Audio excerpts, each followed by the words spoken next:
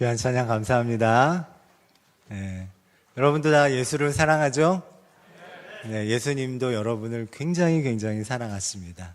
사랑의 크기가 대신 죽을 만큼 사랑하세요. 더 이상 말할 게 없죠? 그죠? 그렇게 사랑하시는 예수님이 저와 여러분을 오늘 이 자리로 부르신 줄 믿습니다. 우리 좌우에 앞에 있는 분들과 인사합시다. 오늘 잘 나오셨습니다. 하나님이 당신을 사랑하십니다. 하나님이 저와 여러분을 끔찍하게 사랑하시는 줄 믿습니다. 여러분은 사랑받는 존재인 줄 믿습니다. 오늘 대판 싸우고 왔는데요, 목사님. 괜찮아요. 하나님은 여러분을 사랑하십니다. 진심으로 사랑하십니다. 오늘 예배 가운데 하나님의 사랑이 여러분에게 느껴지고 흘러들어가기를 주님의 이름으로 축원합니다. 우리가 창세기를 주일마다 함께 나누고 있어요. 그래서 처음에 천지창조, 그리고 인간 타락, 홍수 심판, 그리고 오늘 11장에서 바벨탑 사건을 나눕니다. 이런 바벨탑 사건, 오늘 바벨탑 사건을 나누려고 하는데, 이 바벨탑 사건은 하나님이 우리를 복주시기 위해 생육하고 번성하여 땅에 충만하라 라고 하면서 복주시려는 계획과 홍수 심판의 두려움을 경험한 사람들이 안전을 도모하기 위해 그 안에 탑을 쌓아서 견고하게 흩어지지 않고 여기 모여 살리라 라고 하는 인간의 계획이 서로 충돌한 곳이 바벨탑이에요.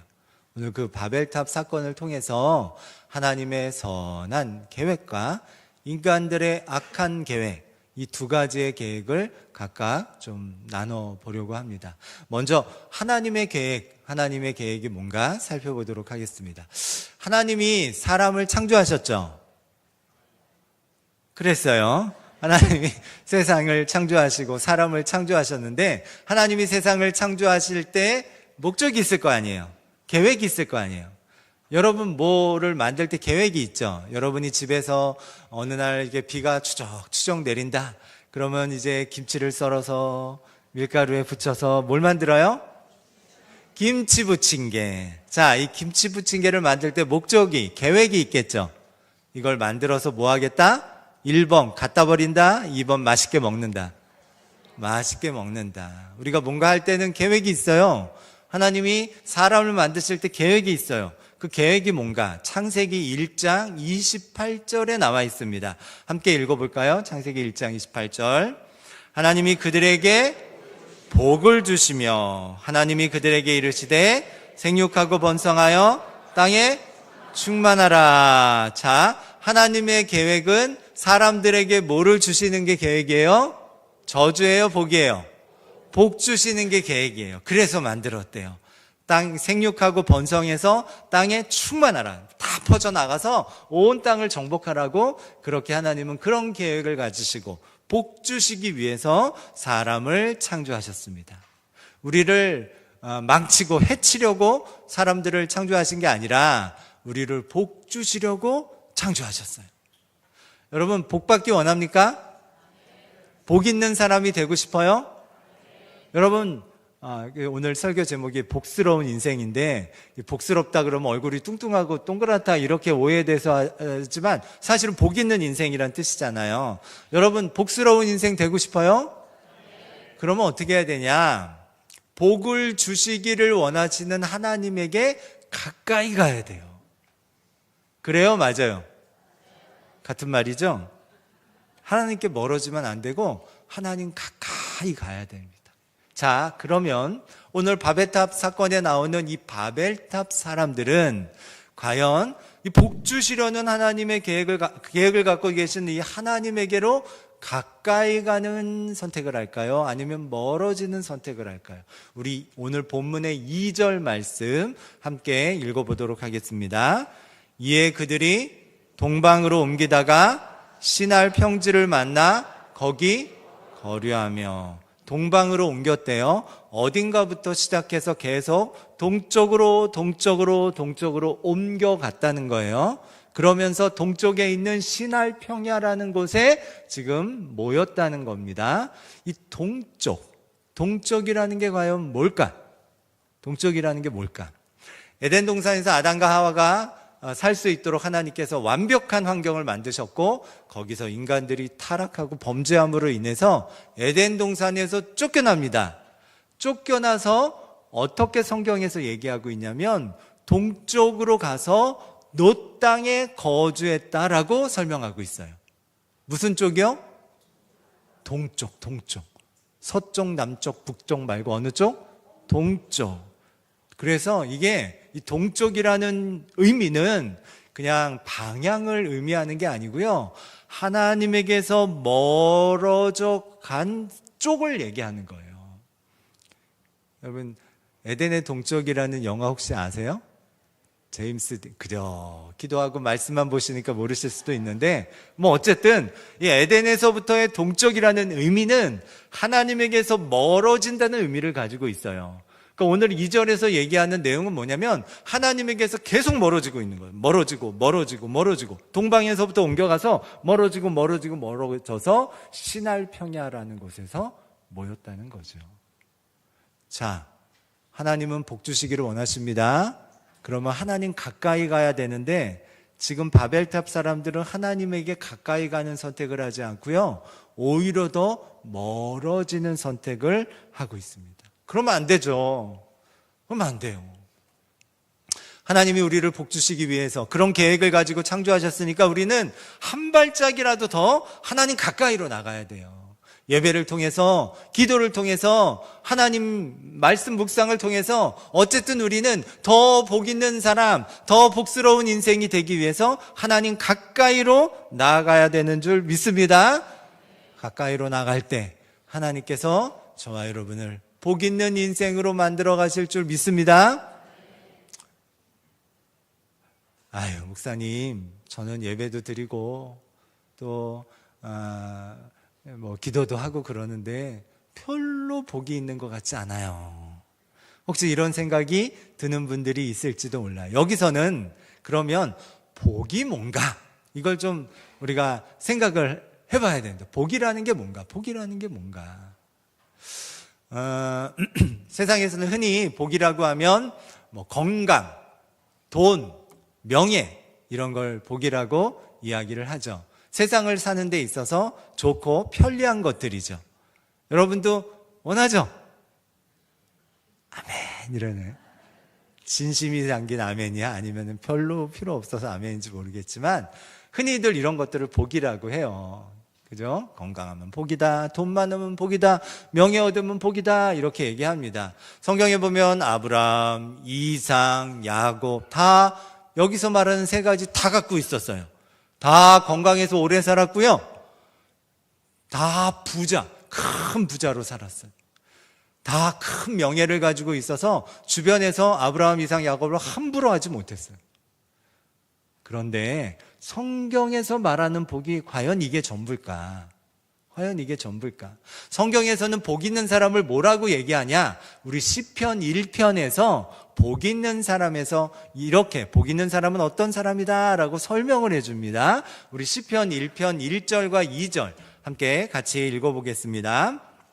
복 있는 사람은 악인들의 꾀를 따르지 아니하며 죄인들의 길에 서지 아니하며 오만한 자들의 자리에 앉지 아니하고 오직 여호와의 율법을 즐거워하여 그의 율법을 주야로 묵상하는도다. 복 있는 사람은 돈이 있고 건강하고 명예 있는 어떤 이 땅에 있는 많은 소유를 가진 사람이라고 얘기하고 있지 않고요. 복 있는 사람은 어떤 사람이냐?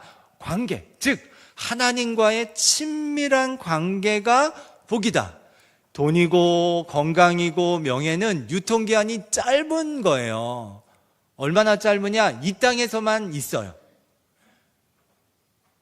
건강이 천국에서 필요해요? 아니에요. 돈이 천국에서 필요해요? 아니에요. 명예가 천국에서 필요해요? 필요치 않아요. 이게 편리하고 좋은 거는 맞아요. 근데 이 땅에서의 유통기한이 전부인 것이에요. 성경에서 말하는 복은 이렇게 짧은 유통기한을 가진 복을 복이라고 얘기하지 않아요. 더 이 땅의 삶을 넘어서 저 하나님까지 이어지는 영원한 유통기한이 영원한 복, 하나님과의 친밀한 관계, 이게 복이라는 거예요. 그래서 시편 1편에서 얘기하는 건 뭐예요? 하나님과 멀어지는 사람들과 같이 동행하고 멀어지는 거리에 혹은 길에 있는 게 복 있는 사람이 하지 않는 일이다라고 얘기하고 있는 거예요. 복 있는 사람은 악인들이 유혹하는 자리에 가지 않고, 복 있는 사람은 죄인들의 길에 함께 동행하지 않으며, 복 있는 사람은 오만한 자들이 의시되는 곳에 모여있지 않다는 얘기. 다시 얘기한다면 하나님과 멀어지는 길을 선택하지 않는다는 거예요. 그리고 2절에서 복 있는 사람은 하나님 여호와의 율법을 즐거워하고 그 율법을 주야로 묵상한다는 말은 하나님과 한 발짝이라도 더 가까이 가려고 하는, 하나님과의 친밀한 관계를 중요하게 여기는 그 사람이 복 있는 사람이라는 겁니다. 그래서 이 관계가, 하나님과의 친밀한 관계, 하나님과의 거리가 진짜 복이기 때문에, 이거는 이 땅에서 유통기한이 끝나는 게 아니라 저 천국까지 이어지는 복이기 때문에, 이걸 3절에서 시편 3절 1편 3절에서는 나무에, 시냇가에 심은 나무의 이미지를 가지고 설명하고 있어요. 우리 3절 말씀도 한번 같이 읽어볼까요? 그는 시냇가에 심은 나무가 철을 따라 열매를 맺으며 그 잎사귀가 마르지 아니한 같으니 그가 하는 모든 일이 다 형통하리로다. 복 있는 사람은 시냇가, 저 메마른 곳이 아니라 시냇가에 심겨진, 시냇가 대신 시냇가와 같은 하나님과 가까이 친밀한 관계에서 그 안에서 하나님이 복 주시려고 하는 걸 누리며 살아가는 그 사람이 바로 복 있는 사람이다, 복된 인생이다, 복스러운 인생이다, 이렇게 얘기하고 있는 거예요. 성경에서 얘기하는 복은 이 땅에서 전부 끝나버리는 그렇게 유통기한이 짧은 복들만 얘기하지 않습니다. 진짜 복은 그거 아니다. 진짜 복은 유통기한이 영원한 거다. 그거는 돈이 있고 없고랑 상관없다. 건강이 있고 없고랑 상관없다. 그건 하나님과의 친밀한 관계에 들어가는 거, 이게 가장 큰 축복이다. 이 축복은 끝나지 않는다. 영원토록 계속된다. 이 얘기를 우리에게 말씀해 주고 있는 겁니다. 누가복음 16장에 보면 예수님께서 거지 나사로와 부자의 비유를 들려주십니다. 근데 거기 나오는 부자는요, 찐부자예요, 찐부자.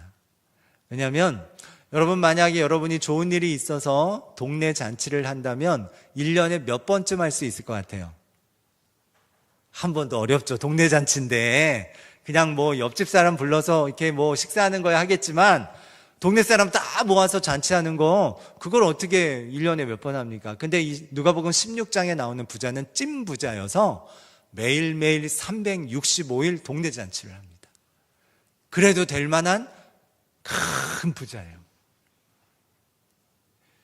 근데 그렇게 매일매일 잔치하는 사이에 이 사람의 생각과 사고는 하나님에게서 점점점 멀어져 갑니다. 이렇게 큰 부자, 그럼 어쩌면 그때 당시에 명예도 또 건강도 또 돈도 있었지만 결국 이 유통기한은 끝나버립니다. 그리고 어떻게 돼요? 이 누가복음 16장에 나오는 부자는 지옥에 가고 거지 나사로는 천국에 갑니다. 여러분, 교회 학교 아이들한테 이걸 가르치면서 너는 거지 나사로가 되고 싶니? 아니면 부자가 되고 싶니? 그랬더니 살아서는 부자요, 죽어서는 거지 나사로라 라는 명쾌한 답을 내기도 하지만 그건 있을 수가 없고요. 중요한 건 복이라는 게 이 땅에서 끝나버리면 그게 진짜 복이에요. 복일 수 없다는 거죠. 진짜 복은 그걸 넘어서요. 하나님과의 친밀한 관계, 영원까지 이어지는. 그렇다고 본다면 어쩌면 저와 여러분에게 있는 결핍은 저주가 아니라 하나님의 부르심의 은총일 수 있습니다. 내가 돈이 없어서 더 하나님께 나아가고 간절해진다면 그거는 하나님과 한 발짝, 하나님께로 한 발짝 더 나아가는 기회가 됩니다. 내가 몸이 약하고 질병이 있고 아픔이 있고 지금 상처가 있고 여러 가지 어려움이 있어서 내가 기도할 수밖에 없다면 그건 하나님 앞으로 더 열심히 나가게 되는 아주 귀한 영적 통로가 될 수 있어요. 내 인생이 승승장구하고 뭐든지 다 성공하지 않고 실패, 어쩌면 또 실패가 반복되더라도 그런 실패가 오히려 이런 의미로 본다면 하나님 더 찾게 되는 오히려 유익한 그런 이유가 되게 됩니다. 그렇다면 저와 여러분에게 있는 결핍은 오히려 하나님의 부르심의 은총이 되는 줄 믿습니다. 우리가 복을 어떻게 생각하느냐에 따라서 이 땅을 살아가는 태도와 방식이 결정되거든요.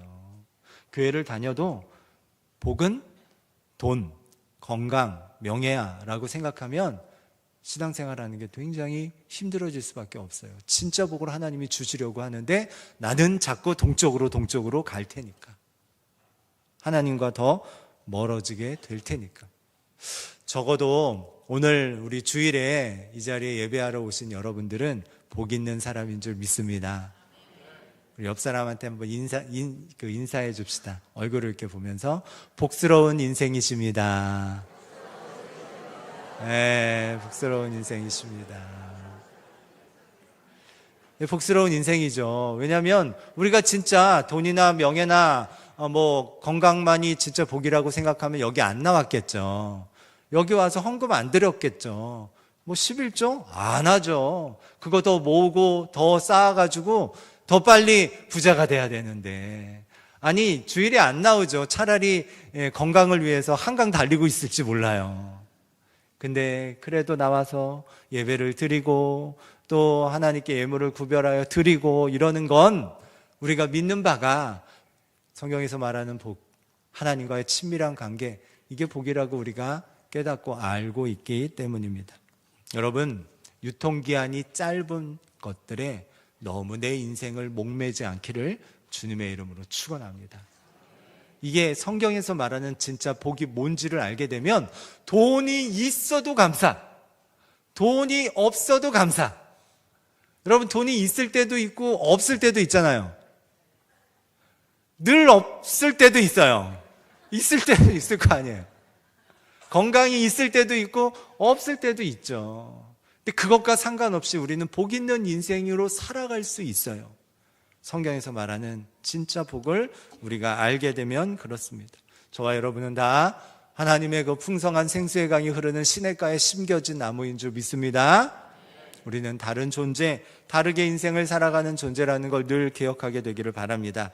하나님은 어쨌든 저와 여러분을 복 주시려는 계획을 가지고 있습니다.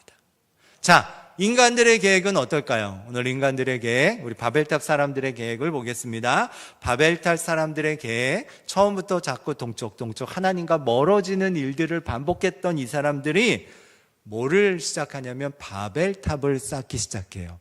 근데 바벨탑을 왜 쌓았는지에 대해서 4절에서 그 이유를 설명합니다. 4절에서 우리 4절 함께 같이 읽어보겠습니다. 또 말하되 자, 성읍과 탑을 건설하여 그 탑 꼭대기를 하늘에 닿게 하여 우리 이름을 내고 온 지면에 흩어짐을 면하자 하였더니, 이 세 개의 이유가 나옵니다. 첫 번째는 하늘에 닿자, 하늘에 닿자. 두 번째는 이름을 내자, 이름을 내자. 세 번째는 흩어짐을 면하자. 이 세 가지예요. 하늘에 닿자. 얼마나 무모한 생각입니까? 얼마큼 쌓아야 하늘까지 닿습니까? 네, 얼마나 무모한, 하나님 권위에 도전하는 무모한 생각이에요. 하나님 기뻐하는 생각이 아니죠. 두 번째, 이름을 내자. 하나님은 우리가 하나님께 영광 돌리는 존재가 되기를 원하세요. 그 영광을 내가 차지하는 이 영적인 교만함이 있기를 원하지 않습니다. 그래서 얘 이름을 내자, 이거는 굉장히 영적인 교만한 생각이에요. 그리고 흩어지지 말자? 아니요. 우리 창세기 1장 28절에서 하나님께서 뭐라고 복 주시면서 말씀하셨어요? 생육하고 번성하여 땅에 충만하라, 퍼져나가라는 건데 안 퍼지겠다는 거예요. 흩어지지 않겠다는 겁니다. 이거는 하나님이 말씀하신 그 명령을 정면으로 거스르는 그런 악한 계획이에요. 자, 바벨탑에서 두 가지의 계획이 충돌합니다. 우리를 복 주시려는 하나님의 선한 계획과 무모하고 교만하며 악한 사람들의 계획, 두 개가 충돌합니다. 그래서 이 이야기의 결론이 어떻게 됩니까? 하나님께서 하늘로부터 불과 유황을 쏟아부어서 소돔과 고모라처럼 그렇게 탑을 무너뜨립니까? 그렇게 하지 않으십니다. 어떻게 해요? 먼저 그 문제 있는 곳으로 찾아가십니다. 우리 5절 말씀 같이 읽어보겠습니다. 여호와께서 사람들이 건설하는 그 성읍과 탑을 보려고 내려오셨더라. 이 두 가지의 계획이 충돌한 그 문제가 선명한, 너무나도 큰 문제가 있는 그곳으로 우리 하나님께서 찾아오십니다. 하나님은 우리와 달라요. 사람들은 문제가 있는 곳을 피해갑니다. 그죠? 문제가 있는 곳을 피해가요. 꺼려합니다. 여러분 회사에서 어디 부서로 이동할 때 문제 있는 곳 가고 싶어요? 문제 없는 곳 가고 싶어요? 자기는 문제 있는 곳에 가고 싶다. 없죠. 사람은 문제를 피하고 싶어요. 하나님은 어떻습니까? 문제 속으로 찾아 들어오십니다. 2000년 전 예루살렘에 베데스다 연못이라는 곳이 있었어요.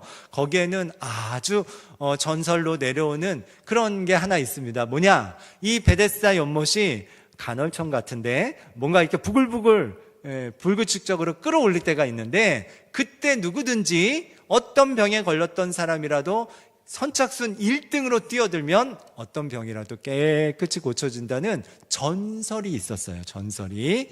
그래서 거기에는 온갖 문제가 있는, 예루살렘에서, 아니 유대 땅 전국에서 문제가 있는 사람들은 죄 거기 모여 있었어요. 솔로몬 행각처럼 행각도 그늘도 만들어지고 그게 5개나 있을 정도로 수많은 사람들이, 문제 있는 사람들이 거기 죄다 모여 있었어요.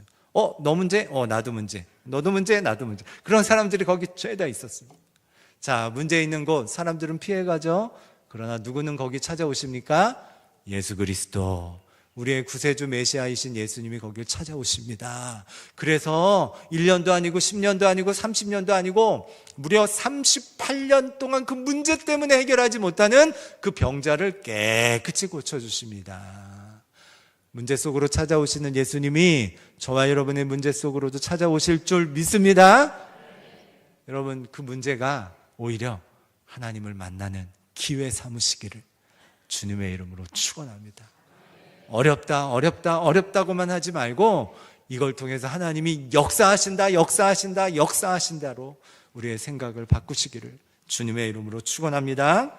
자, 이렇게 찾아오시고 그 악한 계획을 보신 하나님께서는 아까 얘기한 것처럼 불과 유황으로 그곳을 심판하는 것 아니라 그들이 왜 이런 일을 하고 있나 봤더니 악한 일에 한마음이라서 그래요.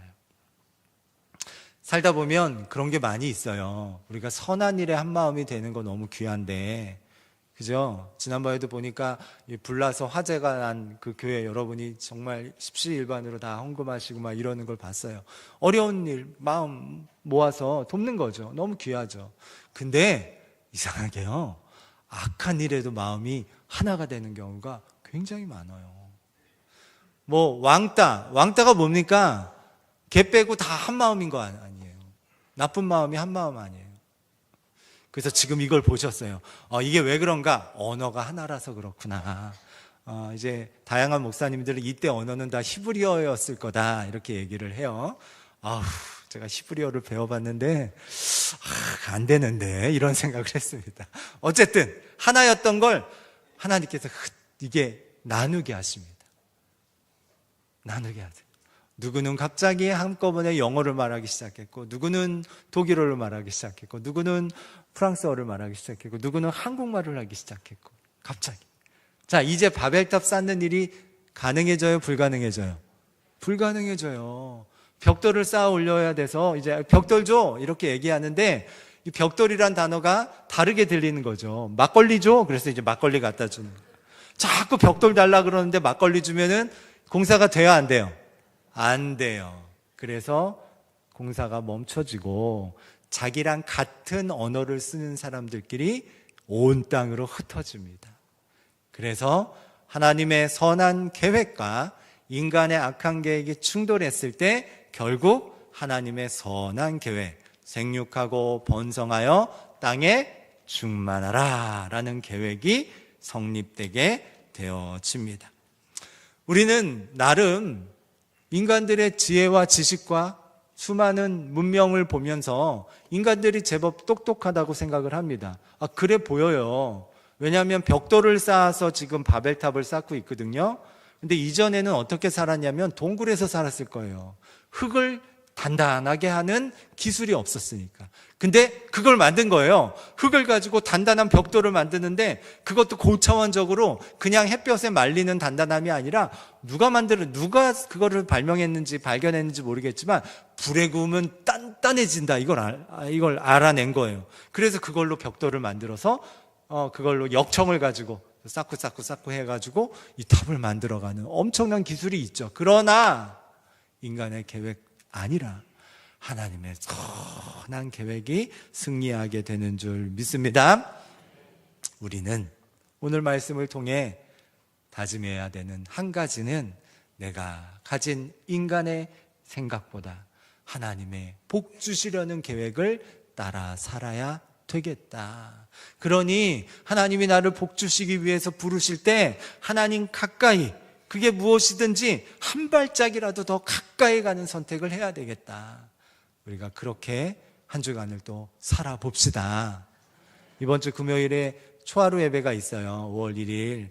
또 올해부터 아마 5월 1일 노동절이 공휴일이죠. 아이들도 학교를 안 가는 것 같아요. 초하루 예배가 저희 교회는 뭐라고 부르냐면 일상을 흔드는 초하루 예배라고 얘기해요. 여기가 일상을 흔드는 놀라운 능력이 임한다는 뜻이 아니라 새벽 예배 잘 안 나오시던 분들이 그날 하루 새벽에 나오면 일상이 흔들립니다. 머리도 띵하고 노곤하고. 그런데 한 달에 한 번 정도는 좀 하나님 만나는 일 때문에 일상이 흔들려봐도 좋겠다, 이런 생각이 있는 거예요. 사고 나고 죄 짓고 이런 것 때문에 일상이 흔들리는 게 아니라 예배하는 것 때문에, 하나님께 한 발 더 나가는 것 때문에 그렇게 흔들리면 좋겠다라는 생각이 있어서 일상을 흔드는 초하루 예배가 있습니다. 평소에 못 오시는 분들도 이번엔 또 공휴일이기도 하고, 공휴일이면 어때요? 학교도 안 가고 아이도 안 보내도 되니까 어떻게 합니까? 실컷 자죠? 그러지 마시고 교회 나오시라는 거예요. 그래서 5월의 첫 시간을 하나님께 드려봅시다. 꼭 이게 아니라도 여러분이 지금 열심으로 하나님과 가까워지려고 하는 행동이 있겠죠. 그러나 한 걸음만 더, 내가 주일 예배만 나오는 분이라면 다른 예배, 속회 예배든 속회 모임이든 수요 예배든 금요일이든, 내가 평소에 기도 못하는 분들이라면 그래도 일주일에 한번 금요 기도회로 나와서 기도해 보자 등 한 걸음만 더 한 주간 동안 좀 실천해 봅시다. 그러면 우리를 향한 계획이 망치고 죽이려는 계획이 아니라 복 주시려고 하는 그 계획을 가지신 하나님을 저와 여러분이 다 만나게 될 줄 믿습니다. 복 있는 자로 복스러운 인생으로 살아가시는 저와 여러분 되시길 주님의 이름으로 축원합니다. 모두 자리에서 일어나셔서 함께 찬송하겠습니다.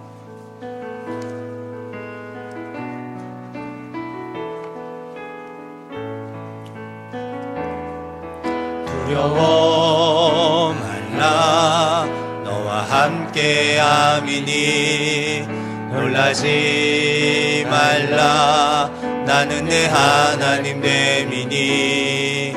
무서워 말라, 내가 널 도와주리니. 너는 마음에 염려치 말라. 다시 한번 고백할까요? 두려워 말라, 두려워 말라, 너와 함께 함이니 놀라지 말라, 나는 내 하나님 됨이니. 무서워 말라, 내가 널 도와주리니. 너는 마음에 염려치 말라, 내가 너를 굳세게 하리라. 내가 너를 굳세게 하리라. 내 손으로 너를 꼭 붙잡아 주리라. 내가 너를 의롭게 함이니. 넌 마음에 염려 내가 너를 굳세게 하리라. 내가 너를 굳세게 하리라. 내 손으로 너를 꼭 붙잡아 주리라. 내가 너를 의롭게 함이니 너는 마음에 염려치 마. 나는 너의 하나님이라. 나는 너의 하나님이라. 하늘을 지은 창조주라. 땅의 소산을 베푸는 자. 나는 여호와니라. 나의 의로 부름 받은 자. 나의 찬송을 부르는 자. 너는 두려워 들고 찬양합니다. 내가 너를 굳세게 하리라. 내 손으로 너를 꼭 붙잡아 주리라. 내가 너를 의롭게 함이니 너는 마음에 염려치. 내가 너를 굳세게 하리라. 내가 너를 굳세게 하리라. 내 손으로 너를 꼭 붙잡아 주리라. 내가 너를 의롭게 함이니 너는 마음에 염려치 말라.